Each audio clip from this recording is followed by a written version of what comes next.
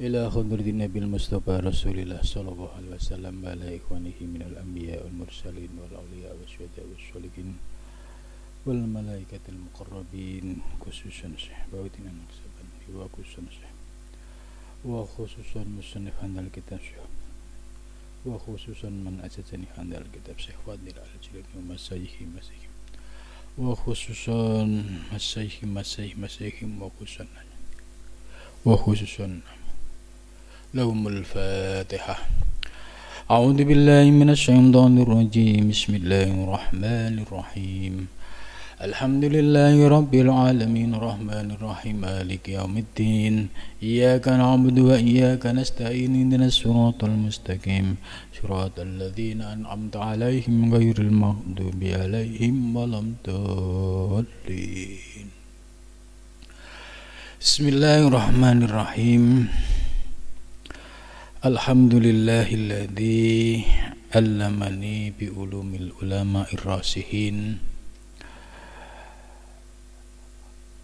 warzaqani bi ulumil ulama'il muwahhidin wassalatu wassalamu ala sayyidil wujud wal arwah nabiyina Muhammad sallallahu alaihi wasallam alladzi jaa bisyari'ah wat thariqah wal haqiqah wal ma'rifah wa ala alihi wa sahbihi ajmain amma ba'du.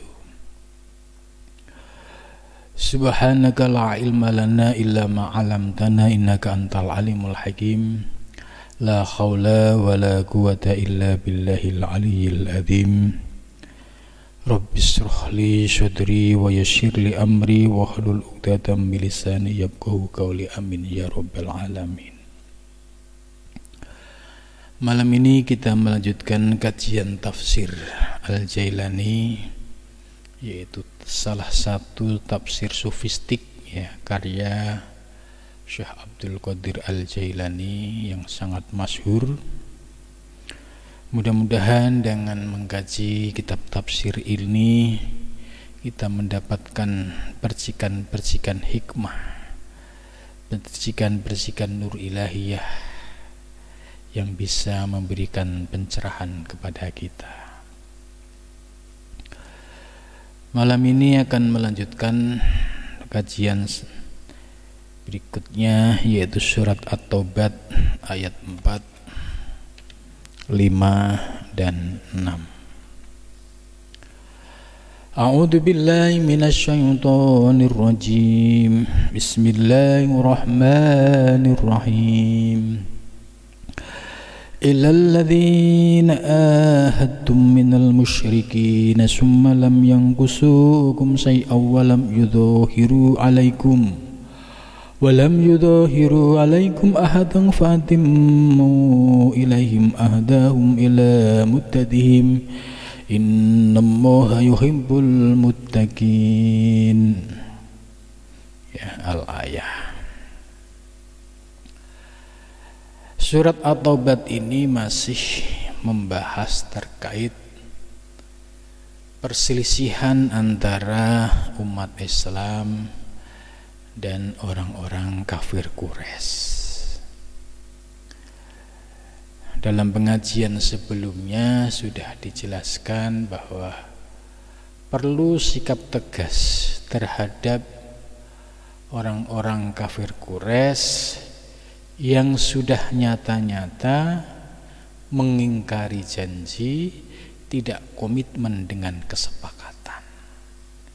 Maka turunlah ayat surat At-Taubat ini sebagai sikap tegas kaum muslimin dalam menghadapi orang-orang kafir Quraisy yang memiliki karakter tidak komitmen dengan perjanjiannya. Ya, sebelum ayat ini juga ditegaskan,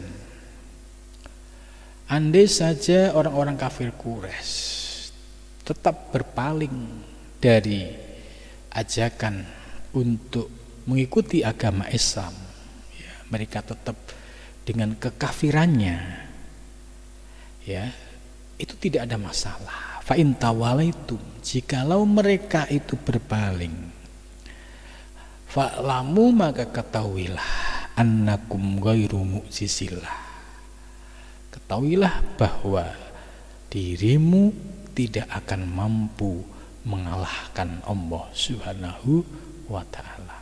Jadi ayat ini Allah memberikan sikap yang tegas. Hai orang-orang kafir Quraisy, andaikan kalian tidak beriman tidak ada masalah. Dan perlu kalian ketahui, kalian tidak akan pernah mampu menang atau tidak pernah akan mampu mengalahkan kekuatan-kekuatan Allah. Nah, kemudian selanjutnya, wabassiril ladzina kafaru bi'adzabin alim. Jika orang-orang kafir sudah diajak baik-baik ya untuk beriman, berislam, mengikuti ajaran Nabi Muhammad, tetap mereka tidak mau, ya sudah, tidak ada masalah. Berbagailah ya, wabasyir, dan berbahagialah dan bersenanglah, hei orang-orang kafir, dengan bi'adzabin alim, yaitu kalian akan merasakan siksa yang sangat pedih. Ya, ini ancaman ya Al-Quran terhadap orang-orang kafir Quraisy yang tetap kekeh dengan sifat bangkangnya menentang dakwah Nabi Muhammad Sallallahu Alaihi Wasallam. Kemudian selanjutnya ya, illal ladzina ahadtum. Jadi Islam mengajarkan sikap yang bijak, dan Islam juga mengajarkan sikap yang tegas. Di surat sebelumnya, kalau mereka balelo, tidak komitmen dengan perjanjian, bahkan ingkar, ya perlu disikapi secara tegas.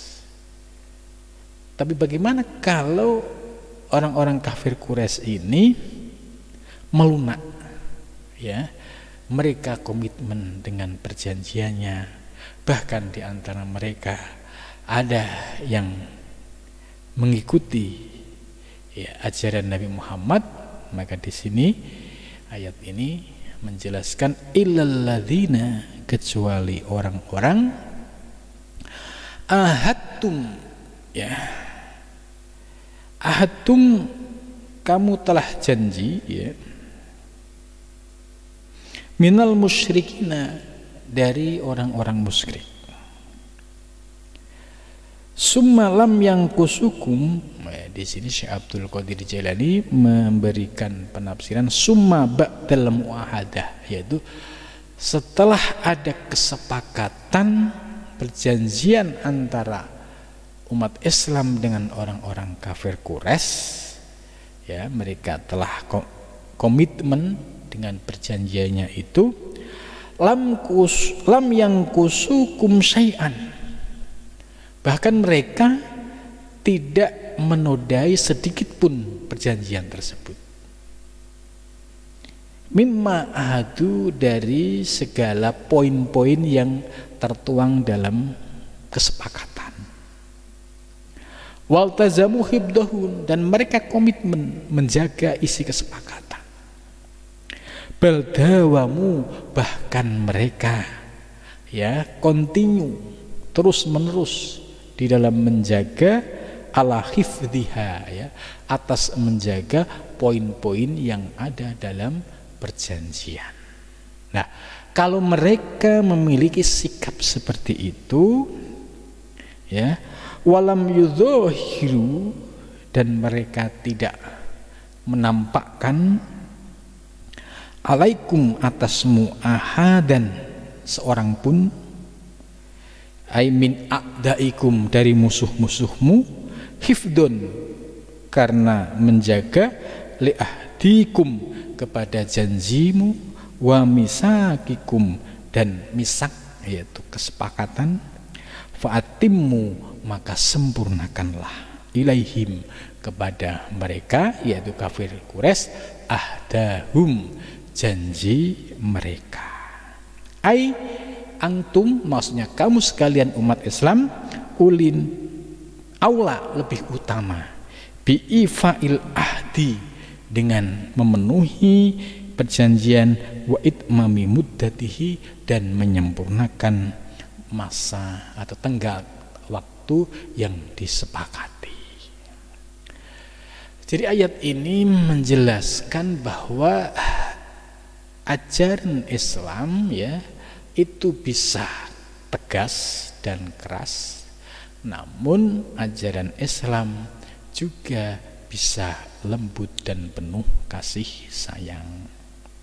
Ya, terkait dengan persoalan kafir Quraisy tadi.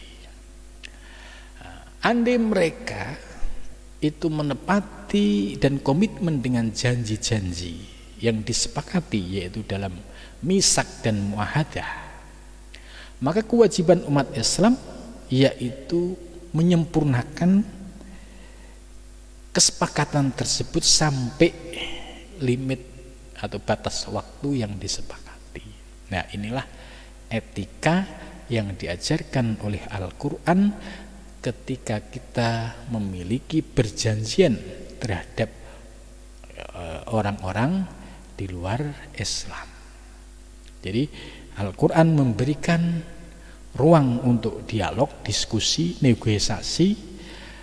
Al-Quran juga memberikan solusi untuk mencapai sebuah kesepakatan, dan Al-Quran juga memberikan ajaran kepada umat Islam supaya berkomitmen mentaati perjanjian yang sudah disepakati. Ila muddatihim, sampai ya batas waktu yang telah disepakati berakhir, ai ila inqidai muddatihim allati ahadu alaiha, yang sama-sama mereka telah saling berjanji.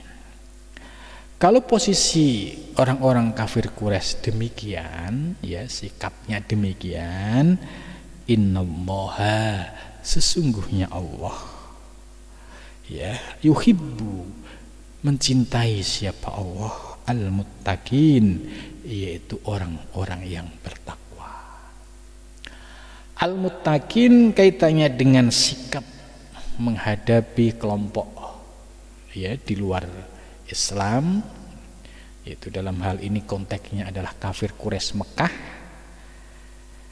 Ya, yang disebut mutakin oleh Syekh Abdul Qadir Jailani dijelaskan alladzina yuwadzibuna ala ifa'il uhud, yaitu orang-orang yang komitmen menjaga perjanjian tadi, wa hifdzul mawathiq, dan menjaga kesepakatan-kesepakatan yang ada. Ya. Jangan sampai umat Islam tidak memberikan contoh, mengkhianati dari kesepakatan-kesepakatan tersebut. Nah, hal ini ya sudah dicontohkan oleh Rasulullah SAW ya, ketika Rasulullah melakukan serangkaian peperangan melawan kafir Quraisy yang lebih represif ya, karena kafir Quraisy Mekah itu menyerang sampai ya perbatasan Madinah. Kalau seandainya mereka tidak sampai menyerang perbatasan ya Madinah ya, tentu umat Islam memiliki sikap yang berbeda. Karena mereka sudah menyerang, maka direspon balik. Sampailah terjadi beberapa kali perang. Ya, di dalam peperangan ini ada etikanya. Ya, di surat sebelumnya sudah dijelaskan secara lebih rinci, yaitu surat Al-Anfal tentang etika di dalam berperang. Kemudian di dalam kaitannya dengan perjanjian muahadah itu dijelaskan secara lebih detail dalam surat At-Taubah ini. Ya. Di dalam perjanjian antara umat Islam dan kelompok kafir Quraisy, ya, di dalam surat At-Taubah ini sudah digambarkan bahwa orang-orang kafir Quraisy ya ada kalanya mereka mengingkari kesepakatan-kesepakatan ini, maka Al-Quran menurunkan perintah untuk bersikap tegas terhadap mereka. Tapi seandainya mereka komitmen dengan kesepakatan yang ada, tidak mengingkari, maka harus dijaga komitmen ini. Nah, inilah etika yang diajarkan oleh Al-Quran di dalam menghadapi ya kelompok-kelompok di luar Islam. Ya tentunya pada zaman Nabi konteksnya adalah menghadapi kelompok kafir Quraisy. Konsep muahadah dan misak ya ini sudah ada pada zaman Nabi ya, termasuk ketika Rasulullah SAW hijrah ke Madinah, kemudian Nabi ditunjuk sebagai pemimpin ya oleh para kepala suku dan oleh para pemuka agama di sana selain Islam seperti Nasrani, Majusi, Yahudi ya. Nabi membuat sebuah mitsak, yaitu kesepakatan, komitmen yang disebut dengan Piagam Madinah. Begitu juga dalam penafsiran yang lebih universal ya, dalam konteks Indonesia juga sama, telah mengikuti panduan yang ada di dalam Al-Quran di dalam merumuskan konsep bernegara.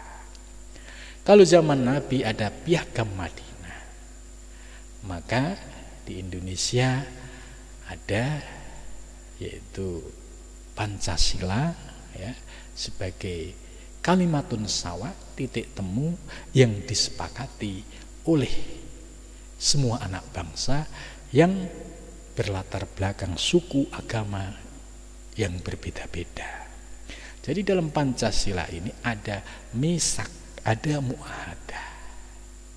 Ya, selama anak bangsa semua berkomitmen, maka komitmen ini harus dijaga bersama. Nah, di Indonesia sistemnya sudah bagus. Yang tidak komitmen ya urusannya dengan hukum. Ya, mereka melakukan pelanggaran ya urusannya dengan hukum, tidak memandang agama apapun. Orang Islam melanggar ya berhadapan dengan hukum. Non-Islam melanggar di Indonesia berhadapan dengan hukum. Hukum ini sebagai panglimanya. Jadi konsep misak dan muahadah ya, ini sudah ada sejak zaman Nabi, bahkan dicontohkan.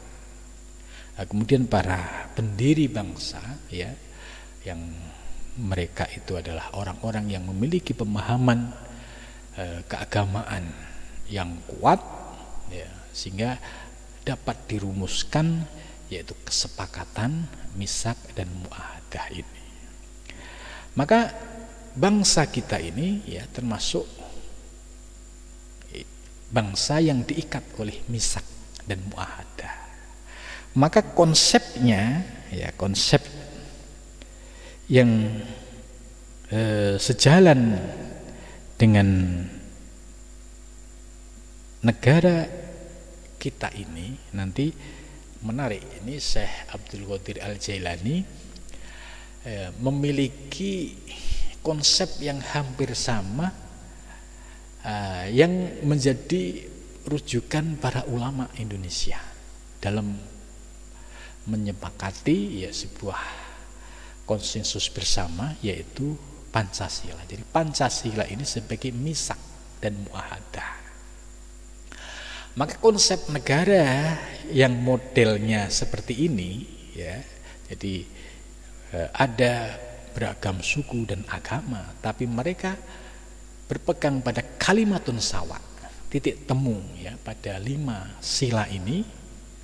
Maka konsep negara ini disebut dengan konsep Darussalam. Nah, ini Syekh Abdul Qadir Jailani sudah menyampaikan soal ini. Lahum yuwassiluhum ila Darissalam. Jadi kalau kok sama-sama komitmen berpegang teguh pada misak dan muahadah, maka ini yang disebut dengan Darussalam, yaitu kampung atau negara yang di dalamnya ada kedamaian dan kesejahteraan. Itu yang disebut Darussalam, bukan Darul Islam. Ya, konsep ini sejalan dengan keputusan NU ketika muktamar di luar Jawa kalau tidak salah, juga menyepakati tentang konsep negara Darussalam. Nah, ini konsep Darussalam ternyata sudah dijelaskan oleh Syekh Abdul Qadir Al-Jailani dalam menafsirkan ayat-ayat terkait dengan misak dan muahadah antara umat Islam dan non-Islam. Ya. Jadi orang disebut mutakin dalam konsep negara Madinah, Yaman itu, yaitu alladzina yuwadzibuna ala ifailuhud, mereka yang komitmen dengan kesepakatan itu, tidak melakukan pemberontakan, tidak melakukan tindakan-tindakan yang provokatif yang bisa menghancurkan persatuan dan kesatuan, dan mereka hifdzul mawasik, menjaga komitmen. Nah, ini yang disebut oleh Al-Quran al-muttaqin, ini sesungguhnya adalah orang-orang yang menjaga komitmen ini. Itu.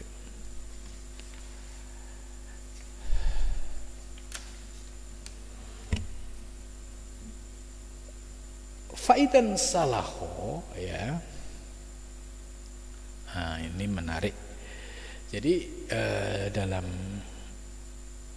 konsep Darussalam tadi, bahwa orang-orang yang memiliki komitmen bersama menjaga kesepakatan, seperti menjaga Pancasila, itu adalah sebagai bentuk nyata perilaku orang-orang yang bertakwa. Nah, terus bagaimana dengan orang yang mengingkari? Ini menarik. Kalau orang yang mengingkari kesepakatan, ini contoh Indonesia sudah sepakat dengan Pancasila sebagai dasar negara. Kemudian muncul kelompok-kelompok kecil yang tidak sepakat dengan Pancasila. Ini kan jelas mereka termasuk orang-orang yang bukan bertakwa. Kenapa? Karena dia mengingkari kesepakatan ini. Sementara kesepakatan ini dilakukan oleh semua anak bangsa, pendiri bangsa yang terdiri dari suku agama yang berbeda-beda. Maka kalau ada tindakan bugot, pemberontakan, ada tindakan anti kesepakatan ini, sudah jelas bahwa mereka bukan termasuk bagian orang-orang yang bertakwa. Bagaimana kalau mereka mengusung sistem yang menurut mereka itu Islami? Contoh misalkan mereka mengusung soal konsep khilafah. Di sini sudah dijelaskan bahwa negara bangsa itu didasari pada muahadah dan misak. Seperti kayak Indonesia contoh, ketika merdeka ada kesepakatan para pendiri bangsa. Begitu juga Madinah, negara Madinah juga ada kesepakatan antara Nabi Muhammad dan para suku dan pimpinan agama pada zaman itu. Kemudian ada kelompok yang memaksakan diri ingin merusak perjanjian ini, maka ini disebut bugot, dan bugot wajib untuk diperangi. Sekalipun dia mengusung konsep-konsep yang nampaknya disebut dengan konsep Islam khilafah, padahal ini sesungguhnya tidak Islami. Kok tidak Islami? Sudah jelas negara Indonesia dibangun dengan dasar misak dan muahadah, yaitu melalui kesepakatan Pancasila sebagai dasar negara yang menjadi rujukan semua anak bangsa. Kok tiba-tiba ada yang mengingkari soal Pancasila dengan mengusung konsep lain?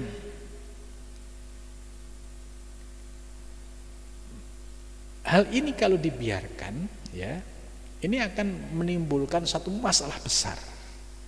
yaitu terjadinya perpecahan, sebab dianggap kesepakatan yang dilakukan secara bersama-sama tadi diingkari, kemudian terjadilah konflik berkepanjangan yang tidak akan pernah bisa selesai ya dalam waktu yang cepat. Ya, kita bisa melihat bagaimana contoh negara-negara di Timur Tengah ya, seperti Libya, kemudian negara-negara yang lain itu sampai sekarang mereka dirundung konflik yang berkepanjangan.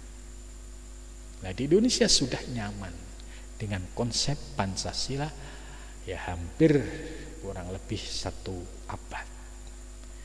Umat Islam dapat menjalankan ajaran Islam dengan semaksimal mungkin. Ya, begitu juga umat yang lain. Nah, tiba-tiba ada yang mengusung konsep khilafah contoh misalkan.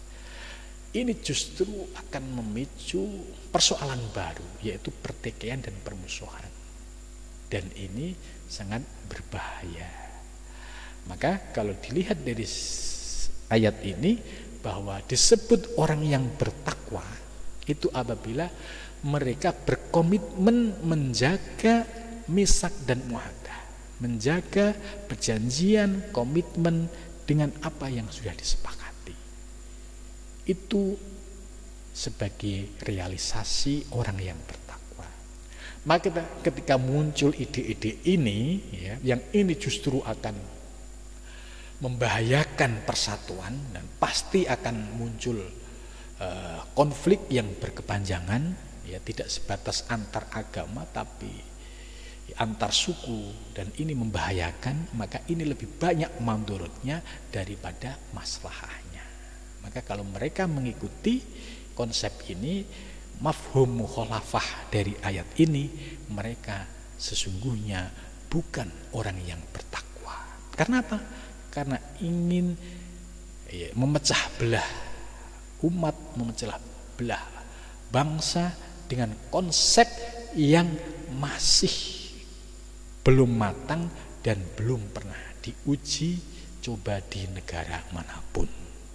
Nah, ini kan orang mau main-main mencoba konsep yang belum pernah diterapkan di negara manapun, kemudian mau dipaksakan di sebuah negara yang sudah membuktikan bagaimana Indonesia ya hampir kurang lebih sebentar lagi 1 abad ya, dengan Pancasila ini semua umat agama dapat menjalankan ajaran agama dengan sebaik-baiknya.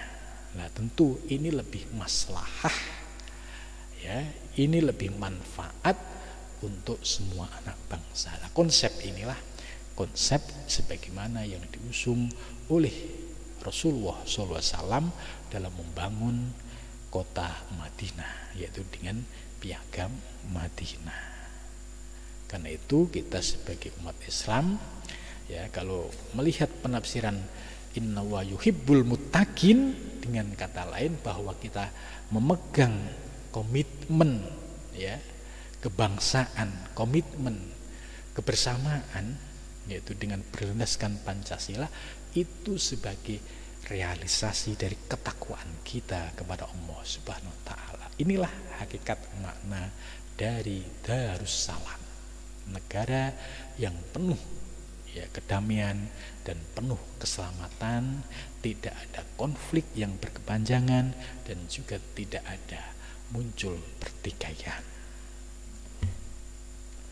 Kemudian selanjutnya, faidan salahwal asyhurul hurum, ya ini apabila telah selesai dan lewat apa al-asyhuru beberapa bulan al-hurumu ya, al-hurum yang mulia, faktulul musyrikin. Nah, ini maka perangilah al-musyrikin, yaitu orang-orang yang musyrik, al-musirrina ala syirki, yaitu orang-orang yang tetap pada pendirian kesirikannya, menyekutukan Allah, An-nakidhina lil ahdi, yaitu mereka yang telah menodai komitmen lil ahdi wal misak, ya, janji dan kesepakatan. Wastarokuhum haitsu wajadtumuhum, di mana kamu berada.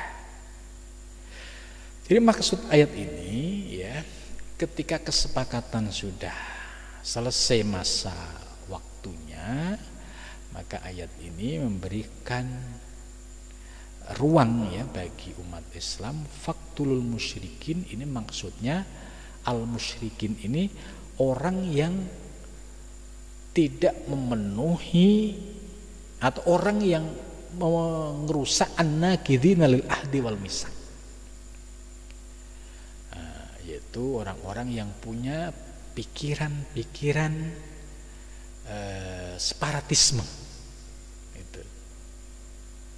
Ini bisa masuk kategori ini. Karena apa? Mereka an-nakidhina lil ahdi wal misak, mereka merusak janji dan komitmen. Nah, orang-orang yang seperti ini boleh, ya, dilakukan untuk diperang. Ya, tentu kalau dalam konteks Indonesia, ya, bisa menggunakan banyak pendekatan, ya. Bisa pendekatan dengan dialog, bisa pendekatan dengan militer apabila kondisinya memang sudah tidak bisa kompromi lagi, itu. Atau bisa menggunakan pendekatan dengan mencabut izinnya, ya. Itu juga sebagai salah satu faktulu. Jadi faktulu jangan diartikan secara tekstual, yaitu harus membunuh, harus memerangi, tidak. Di dalam konteks zaman sekarang, faktulul itu bisa dengan cara mencabut izin organisasinya, atau bisa menggunakan pendekatan dialog, atau bisa, ya, menggunakan pendekatan militer kalau itu menjadi solusi akhir apabila tidak ditemukan sebuah kesepakatan. Gitu. Haitsu wajadtumuhum, dimanapun kamu menemukan, ya, orang-orang yang punya pemahaman soal separatisme, yaitu separatisme itu orang yang ingin memisahkan diri, orang yang ingin merusak al-misak dan al-ahdi. Wahuduhum, ya, wahuduhum, dan tangkaplah mereka. Ini Al-Quran, ya, memberikan perintah, ya, kalau ada orang yang punya karakter nakidhina lil ahdi, orang yang suka merusak perjanjian dan kesepakatan, ya, itu boleh wahuduhum, ya, ditangkap mereka. Kemudian wahsuruhum, ini kalau posisinya mereka komunitasnya itu agak banyak, ya, itu wahsuruhum itu dengan kata lain dilakukan pengepungan, ya, pengepungan. Waqudu lahum kulla marsad, waqudu lahum, dan awasilah lahum mereka, ya, kulla marsad, pada tiap tempat yang digunakan untuk mengintai. Jadi mereka tetap harus diwaspadai.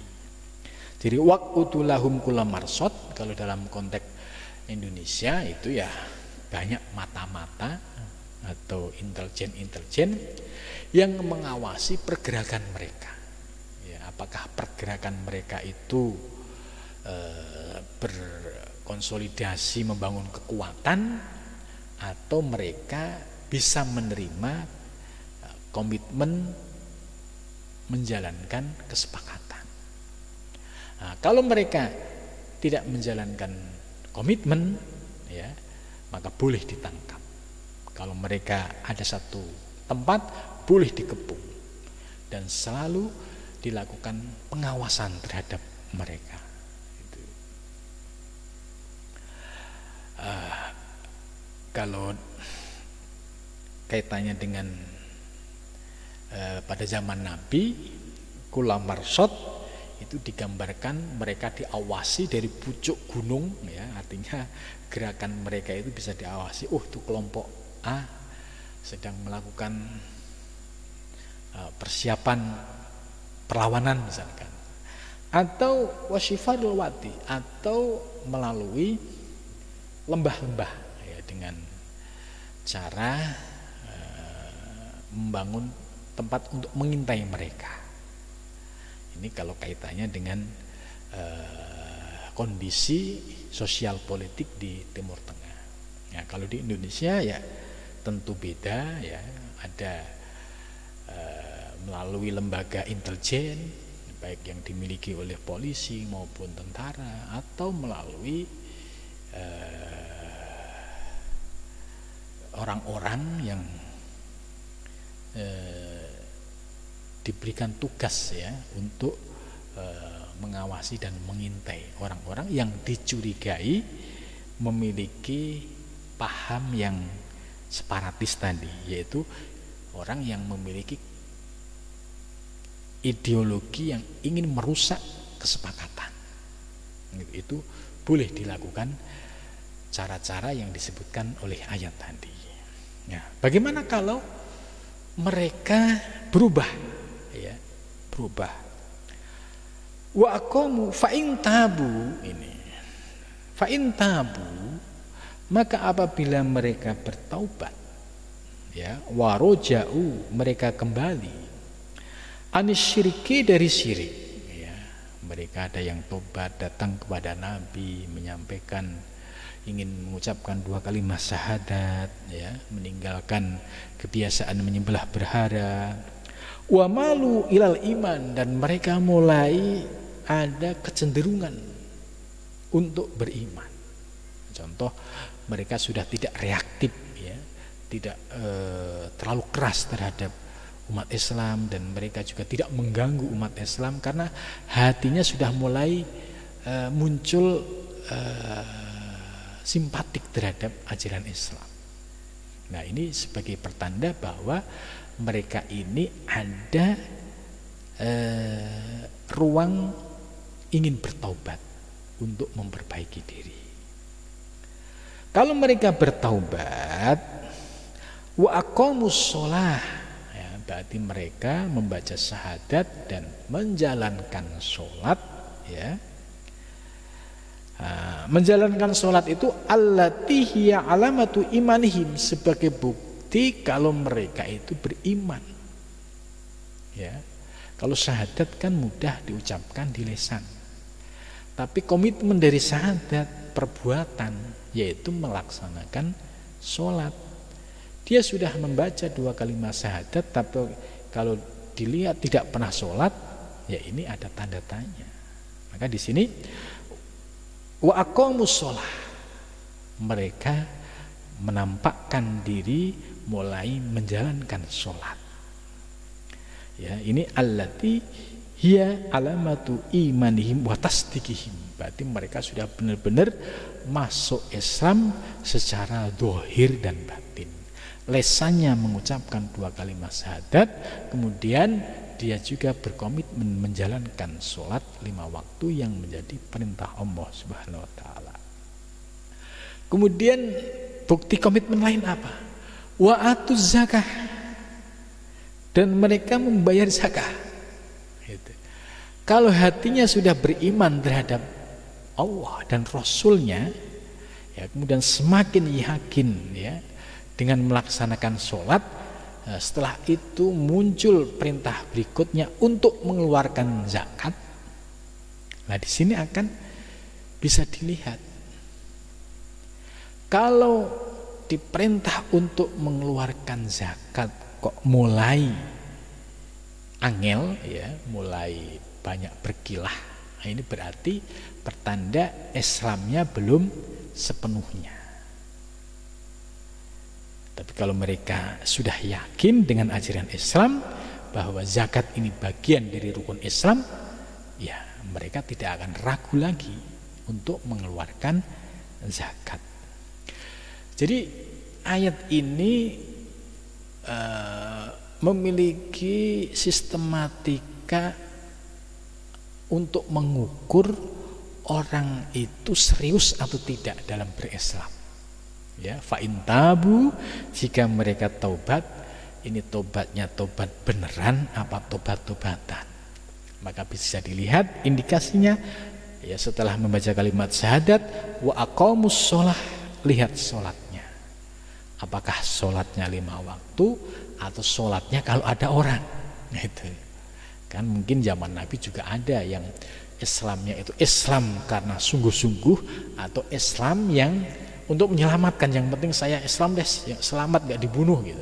Itu juga ada. Maka bisa dilihat indikatornya adalah lihat sholatnya. Setelah sholatnya bagus, bisa dilihat indikator berikutnya wa atuz zakah. Ya, mereka dalam mengeluarkan zakat ini komitmen enggak? Ya, kalau dia itu pedagang, sesuai enggak dalam mengeluarkan zakatnya? Kalau dia itu petani, sesuai enggak ya dalam mengeluarkan zakatnya? Maka di sini bisa diukur sebagai indikator bahwa orang tersebut itu benar-benar berkomitmen dalam fa'in tabu, ya, sebagai pengakuan mereka bertaubat ya, menjadi seorang pribadi muslim yang bersungguh-sungguh. Indikatornya menjalankan sholat dan membayar zakat. Sebab zakat ini ya bisa dilihat kalau orangnya memang benar-benar masuk Islam, ya, bahwa zakat ini perintah Allah, dia tidak ada kesulitan dan tidak ada beban berat itu. Maka bisa dilihat kalau kok masih ada beban mengeluarkan zakat, ini berarti imannya masih iman-imanan. Tapi kalau dia enteng mengeluarkan zakat, ini berarti hatinya sudah dipenuhi dengan keimanan. Sebab zakat ini allati tutahhiru qulubahum. Zakat ini memiliki fungsi dapat mensucikan hati mereka an amaratin nifaki, dari tanda-tanda munafik. Ya, jadi sisi lain manfaat daripada zakat yaitu menyucikan hati dari segala tanda-tanda kemunafikan. Memang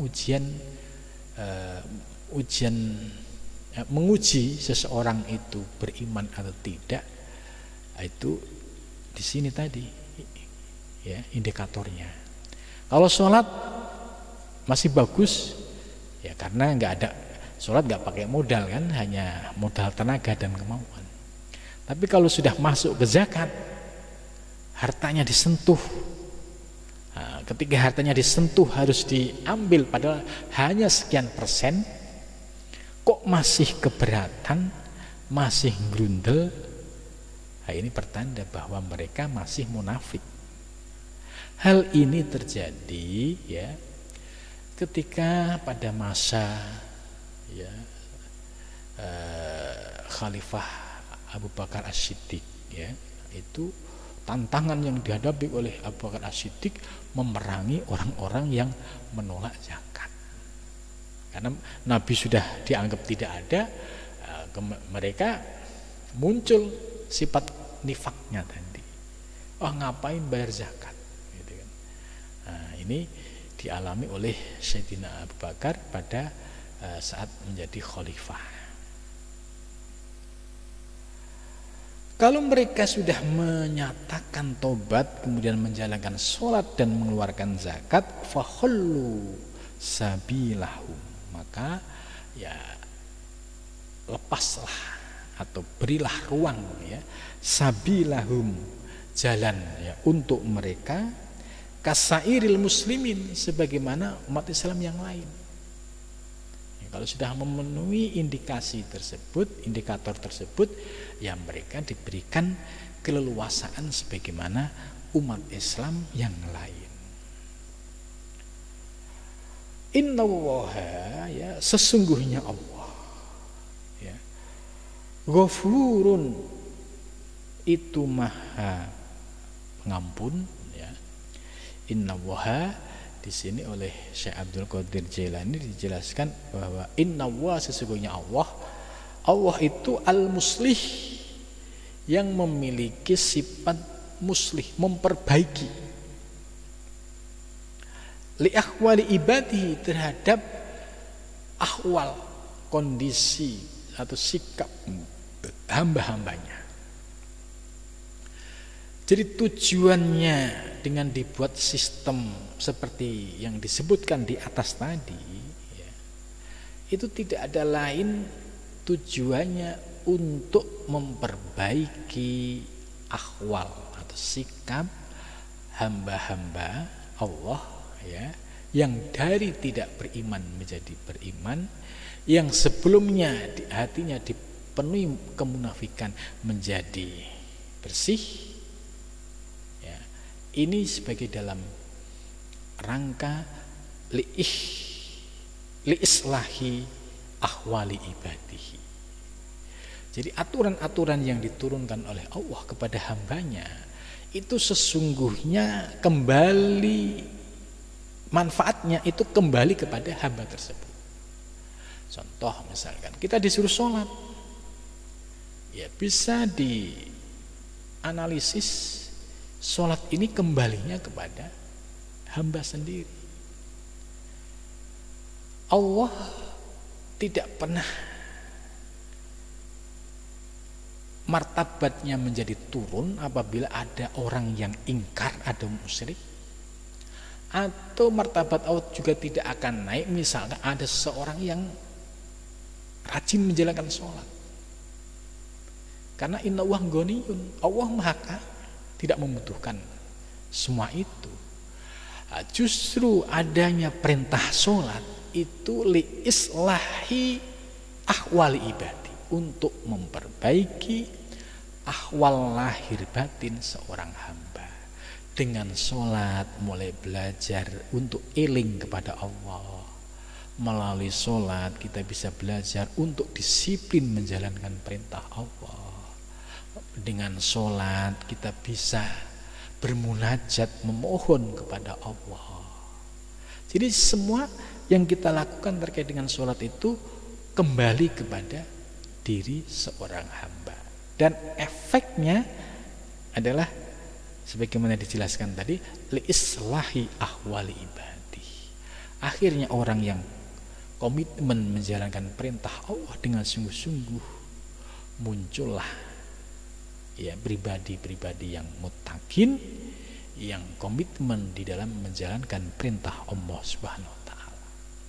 Bagaimana kalau orang yang menjalankan sholat setengah hati, kadang sholat, kadang enggak, ya itu sebagai gambaran dirinya komitmen terhadap Allah belum mampu, ya karena mereka masih suka mengingkari, atau dia berkomitmen tapi sebatas di hadapan makhluk. Contoh ketika ada makhluk, ya nampak dia rajin ibadah, tapi ketika nggak ada yang memperhatikan, ya kembali ke asal, sholat males, semua males. Nah ini pertanda bahwa diri kita belum ikhlas sepenuhnya di dalam menjalankan sholat. Ya, sekali lagi, bahwa ibadah kita, sholat kita, zakat kita itu sesungguhnya kembali kepada diri kita. Ya, begitu juga tadi zakat. Ya, Allah tidak butuh kalian seorang hamba zakat mau seluruh hartanya, ya, itu tidak akan kembali. Tapi zakat ini dikembalikan kepada umat yang memenuhi syarat sebagai mustahik, seperti fakir, miskin dan lain sebagainya. Nah, kalau seorang yang memiliki kekayaan yang sudah memenuhi nisab kok tidak mengeluarkan zakat, nah ini berarti ada kemunafikan di dalam dirinya. Ada orang yang diberikan kelebihan rezeki tapi tidak tersentuh untuk mengeluarkan zakat dan infak, ini juga berarti di dalam hatinya masih dipenuhi dengan kotoran-kotoran hati dan jiwa. Artinya dipenuhi dengan sifat-sifat kemunafikan tadi. Dipenuhi dengan rasa cinta terhadap materi, mengalahkan kecintaan kita kepada Allah Subhanahu wa Ta'ala. Ya, hal ini bisa dilihat bagaimana Sayyidina Abu Bakar As-Siddiq sebagai sahabat Nabi yang seluruh hartanya digunakan untuk membackup perjuangan Nabi dalam li'ila'i kalimatillah. Jadi tidak ada rasa berat, itu tidak ada. Tapi sebaliknya, orang yang masih belum mendapatkan nur ilahiyah masih cukup berat, masih dengan perhitungan macam-macam, bagaimana nanti anak cucu saya gitu. Nah, karena di dalam hatinya masih ada penyakit nifak tadi.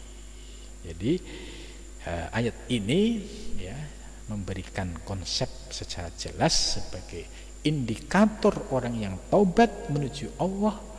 Lihatlah sholatnya, lihatlah ketika dia memegang harta, apakah dia komitmen mengeluarkan zakat atau infak, atau dia enggan mengeluarkan karena merasa harta ini saya peroleh melalui kerja keras, ngapain dikasih ke orang-orang. Nah, ini berarti di dalam hatinya masih ada hubud dunia, hubul mal, ya, dan hub yang lain, ada kecintaan kepada yang lain. Jadi Ghafurun, Allah Maha Pengampun,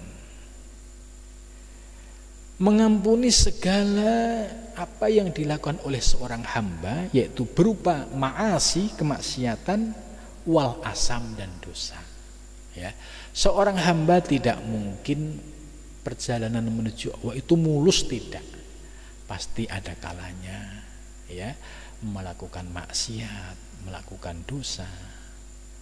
Lah, ayat ini memberikan optimisme bagi seorang hamba bahwa Allah itu Maha Pengampun. Sebesar apapun dosa kita, kalau kita mau memohon kepada Allah ampunan, pasti diampuni. Ini menunjukkan sifat ghafurnya Allah yang maha luas. Rahimun, Allah juga memiliki welas asih yang tak terbatas. Maka apabila kondisi seseorang itu ya memiliki komitmen menjalankan sholat secara konsisten, membayar zakat, infak secara konsisten, kemudian selanjutnya dia juga senantiasa memohon ampun kepada Allah. Karena jangan sampai sekali-sekali merasa suci, sebab merasa suci ini juga penyakit ya, karena muncul takabur. Maka kalau ada orang kok merasa suci, ini justru bahaya, karena ini ada penyakit baru yang tidak disadari, yaitu kibir, sombong. Nah, kalau dia senantiasa memohon ampun kepada Allah, baik dosa secara zahir dan batin, maka orang-orang yang sudah melaksanakan komitmen ini mampu ya membangun sebuah komunitas, sebuah bangsa yang disebut baldatun thayyibatun warubun ghafur, yaitu konsep negara yang thayyib, yang mendapatkan ampunan dari Allah Subhanahu wa Ta'ala. Nah, kemudian lahum, orang-orang yang memiliki komitmen ini, yuwassiluhum ila daris salam, akan mampu menghantarkan kepada Darussalam, yaitu konsep negara yang di dalamnya ada keselamatan, ada keadilan, ada ketentraman, ada kedamaian.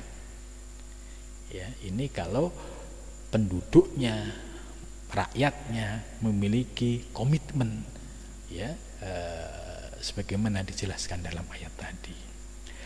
Ba'da ma ahlasul inabah, setelah mereka benar-benar menunjukkan inabah, yaitu kembali menuju kepada Allah, warruju, yaitu dan kembali, ai arruju ilallah, yaitu kembali kepada jalan Allah. Ini artinya konsep Darussalam ya ini oleh Syekh Abdul Qadir Al-Jailani ya sudah ditulis ya dalam menafsirkan ayat ini. Kemudian para pendiri bangsa termasuk ya tokoh-tokoh NU ya membuat konsep negara Indonesia ini sebagai konsep Darussalam, bukan Darul Islam. Itu sejalan dengan penafsiran Syekh Abdul Qadir Al-Jailani. Maka dengan penjelasan ini ya kita semakin paham bahwa argumentasi yang dibangun oleh para ulama-ulama terdahulu, yaitu para pendiri bangsa, ternyata memiliki rujukan yang kokoh dan kuat. Karena itu kita tidak perlu ragu. Dan jangan pula kita mudah diiming-imingi oleh konsep yang belum jelas. Contoh konsepnya khilafah versi HTI. Ini konsep yang belum pernah dipraktekkan di seluruh negara. Ya, mereka hanya punya konsep, oleh seluruh negara ditolak.